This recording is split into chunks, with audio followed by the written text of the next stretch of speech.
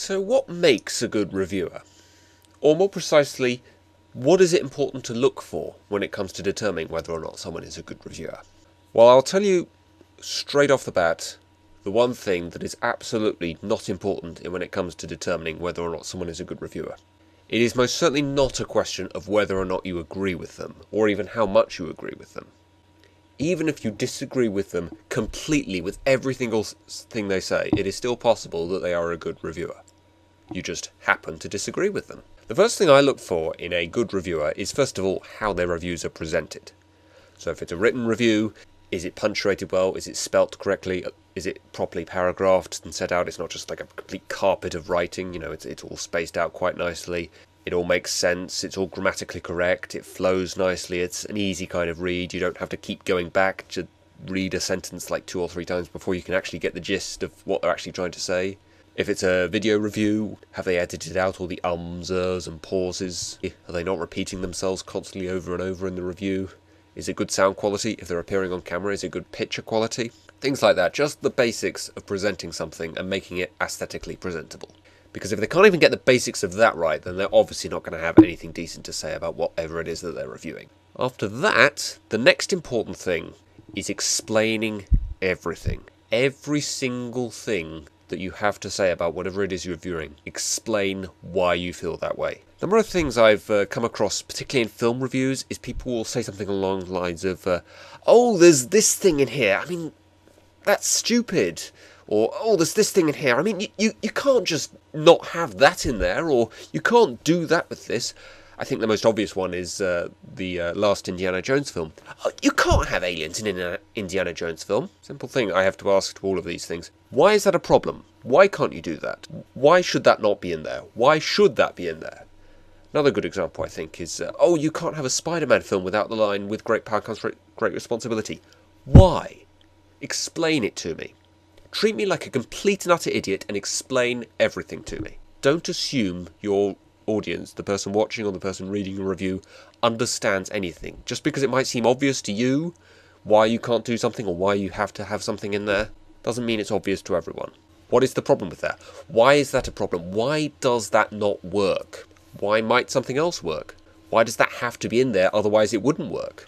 Treat your audience like a complete, utter morons and explain absolutely every single thing. Because ultimately, what it really boils down to is that the real aim with any kind of review is not so much to inform someone of whether or not something is good or bad, but simply to say whether or not you thought it was good and bad, and then to explain why you feel that way.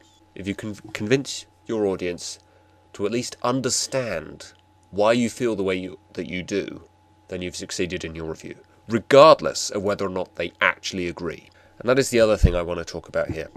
When it comes to a good reviewer, whether or not you agree with them at all, ever, is completely irrelevant to them being a good reviewer. The important thing, whether or not you agree with them or not, is that you understand why they feel the way that they do, even if you disagree with it. So when I think best way to judge a good reviewer, when you first discover them, I think, is to fish out that disagreement you have with them. Because obviously if you agree with them, then it's easy to understand why they feel the way that they do, because you feel the way that they do. I can completely understand why people think that the aliens in the last Indiana Jones film didn't work, because I felt they didn't work. I just simply agree with them. But suppose for a moment I thought the aliens did work, that I disagreed with the people who thought that the aliens didn't work. The only way that I'm going to be able to understand these people who say that the aliens didn't work is if they're actually able to properly explain why they felt the aliens didn't work. I'm not going to sit here and explain why the aliens didn't work here, because that's not what this video is about, but that's just an example that I'm making here. And that's really the overall point I want to make in this video. The importance of disagreeing with a reviewer. Whenever you discover a new reviewer, I would advise you fish out that disagreement, even if it's not a particularly important disagreement, just a disagreement you have with them. Ask yourself, even though I disagree with them, do I at least understand why they feel the way that they do about whatever it is that they're saying? If they do a good job explaining it, then they're a good reviewer. I cannot tell you the number of times I've read comments from people saying things along the lines of, oh, well, that wasn't a good review. I mean, I had a few disagreements. Doesn't mean it's not a good review. It's completely irrelevant if you disagree with the review. If you don't understand why they feel the way that they do about the things that you disagree with, That's what makes it a bad review. It's not a question of whether or not you agree with them. It's a question of how well they explain the things that you disagree with. So the next time you watch or read a review, particularly the next time you watch or read a review that you disagree with, ask yourself, do I at least understand why they felt the way that they did? Okay. See ya.